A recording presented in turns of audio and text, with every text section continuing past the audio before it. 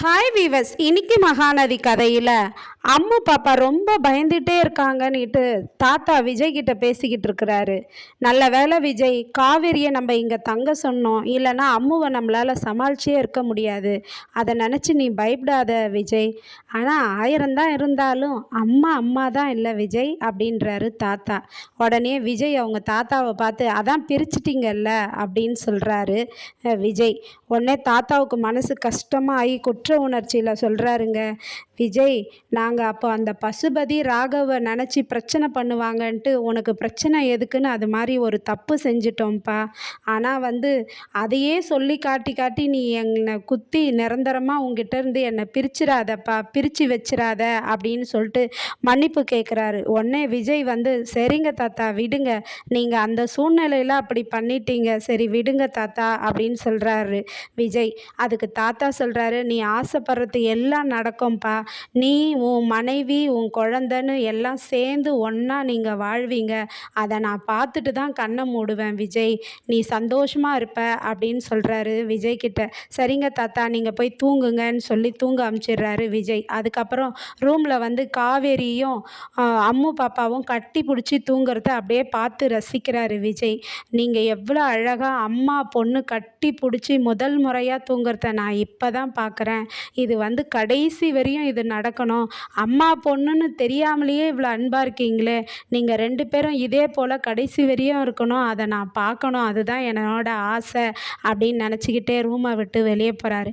அப்புறம் தூங்கி எழுந்ததும் பொழுது வெடிஞ்சிருதுங்க. காவேரி எழுந்து வராங்க. வெளியில் வந்ததும் காவேரிக்கு ஒரு காஃபி கொடுங்கன்னு சொல்லிட்டு காவேரிக்கு காஃபி கொடுக்குறாங்க. உடனே தாத்தா காவேரி, நீ இங்கே தங்கனது ரொம்ப நல்லதாக போச்சுமா, அம்முவை சமாளிக்க முடிஞ்சுது அப்படின்னு சொல்லி பேசுகிறாரு. உடனே விஜயோடைய சித்தப்பா என்ன டீச்சர், நைட்டெல்லாம் இங்கே தான் தங்கியிருந்தீங்க போல இருக்கு, பரவாயில்ல, அம்மு அழாமல் அடம் பிடிக்காமல் தூங்கிட்டா அப்படின்னு சொல்லி கேட்குறாரு. உடனே விஜயும் அவங்க சித்தப்பா கிட்ட கேட்குறாரு, சித்தப்பா நேற்று நடந்த ஆக்சிடெண்ட்டில் நமக்கு எதனா தொந்தரவு இருக்குமா அப்படின்னு சொல்லி கேட்குறாரு.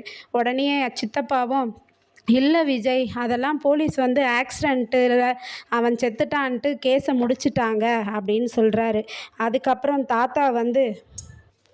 தாத்தா காவேரியை பார்த்து சொல்கிறாரு, அம்முக்கு உன்னை ரொம்ப பிடிச்சிருக்குமா, அவள் உன் மேலே ரொம்ப அன்பாக இருக்கிறா, உன்கிட்ட ஒட்டிக்கிட்டா அப்படின்னு சொல்கிறாரு. காவேரி மிஸ்ஸும் சொல்கிறாங்க, அது மட்டும் இல்லை தாத்தா, எனக்கும் அம்முவை ரொம்ப பிடிச்சிருக்கு. நான் இந்த வீட்டுக்கு முதல் முறையாக அன்றைக்கி வந்தேன்ல எங்கள் அம்மாவோட, அப்போ உங்களெல்லாம் பார்க்கும்போது உங்ககிட்ட ஏற்கனவே பழகுனா மாதிரி எனக்குள்ள ஒரு ஃபீலு, இந்த குடும்பத்தில் இருந்தா மாதிரி அப்படின்னு சொல்கிறாங்க. அது ஏன்னே தெரியல அப்படின்றாங்க. உடனே தாத்தாவும், அது ஒன்றும் இல்லைம்மா, போன ஜென்மத்து பந்தம் அப்படின்னு சொல்லுவாங்கல்ல, அதனாலேயோ என்னவோ தெரியல உனக்கு அந்த ஃபீல் தோணிந்திருக்குது அப்படின்னு சொல்கிறாரு தாத்தா. அதுக்கப்புறம் காவேரியை விட்டுட்டு வரேன்னு சொல்லிட்டு விஜய் கூட்டிகிட்டு போகிறாருங்க. காரில் போகும்போது உடனே காவேரி கேட்குறாங்க, சார் நான் உங்களை ஒன்று கேட்பேன், நீங்கள் தப்பாக நினைக்க மாட்டீங்களே அப்படின்னு சொல்லி கேட்குறாங்க. சொல்லுங்க அப்படின்றாரு விஜய்.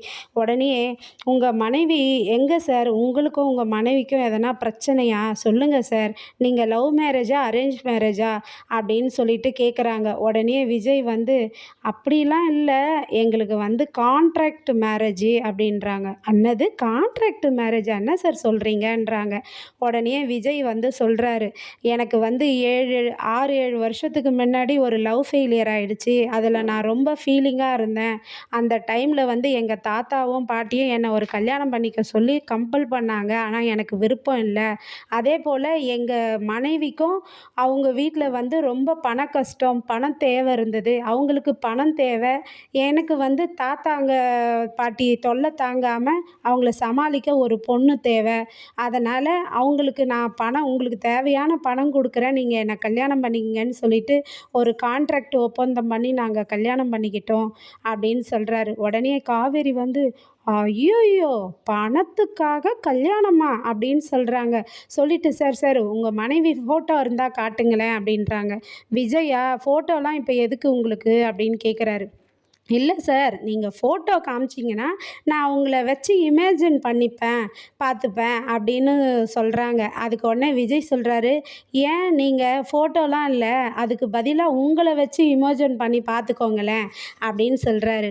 உடனே அப்படியா அப்படின்ட்டு சரி சரி நான் என்னையே வச்சு அதில் கற்பனை பண்ணி பார்த்துக்கிறேன் அப்படின்னு சொல்லிட்டு கேட்டுகிட்டே வராங்க. விஜய் சொல்ல சொல்ல ஒவ்வொன்றும் காவேரியை வச்சு அந்த இடத்துல பார்க்கும்போது காவேரிக்கு அப்படியே ஆழ்ந்து போகிறாங்க. ஏதோ ஒரு யோசனையில் போகிறாங்க.